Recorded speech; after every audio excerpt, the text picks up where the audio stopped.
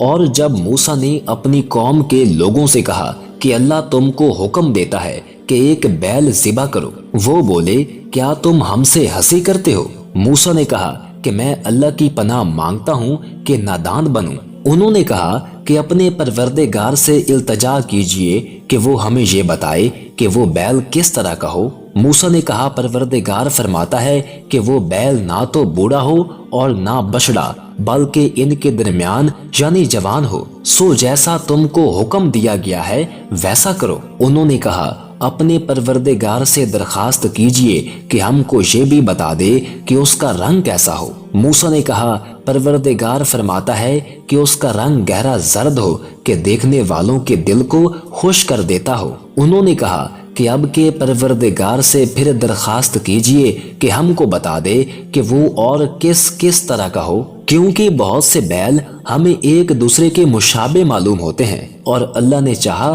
تو ہمیں ٹھیک بات معلوم ہو جائے گی۔ موسیٰ نے کہا کہ اللہ فرماتا ہے کہ وہ بیل کام میں لگا ہوا نہ ہو، نہ تو زمین جوتتا ہو اور نہ کھیتی کو پانی دیتا ہو، بے عیب ہو، اس میں کسی طرح کا داغ نہ ہو۔ کہنے لگے اب تم نے سب باتیں درست بتا دی۔ غرض بڑی مشکل سے انہوں نے اس بیل کو ذبح کیا، جبکہ وہ ایسا کرنے والے لگتے نہ تھے، اور جب تم نے ایک شخص کو قتل کیا تو اس میں باہم جھگڑنے لگے، حالانکہ جو بات تم چھپا رہے تھے اللہ اس کو ظاہر کرنے والا تھا۔ چنانچہ ہم نے کہا کہ اس بیل کا کوئی سا ٹکڑا مقتول کو مارو، اس طرح اللہ مردوں کو زندہ کرتا ہے اور تم کو اپنی قدرت کی نشانیاں دکھاتا ہے تاکہ تم سمجھو۔ پھر اس کے بعد تمہارے دل سخت ہو گئے، گویا وہ پتھر ہیں یا ان سے بھی زیادہ سخت، اور پتھر تو بعضے ایسے ہوتے ہیں کہ ان میں سے چشمے پھوٹ نکلتے ہیں، اور بعضے ایسے ہوتے ہیں کہ پھٹ جاتے ہیں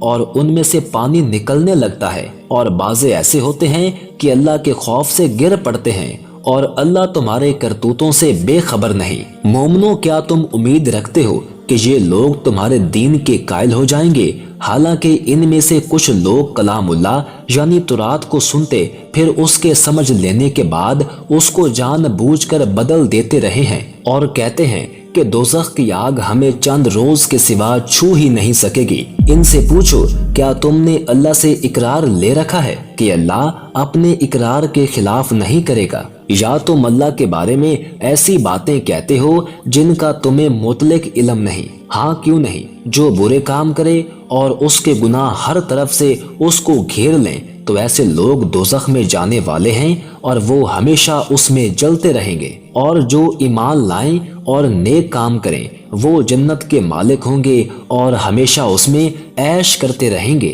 اور جب ہم نے بنی اسرائیل سے عہد لیا کہ اللہ کے سوا کسی کی عبادت نہ کرنا، اور ماں باپ اور رشتہ داروں اور یتیموں اور محتاجوں کے ساتھ بھلائی کرتے رہنا، اور لوگوں سے اچھی باتیں کہنا، اور نماز پڑھتے اور زکوٰۃ دیتے رہنا، تو چند آدمیوں کے سوا تم سب اس عہد سے منہ پھیر کر پلٹ گئے۔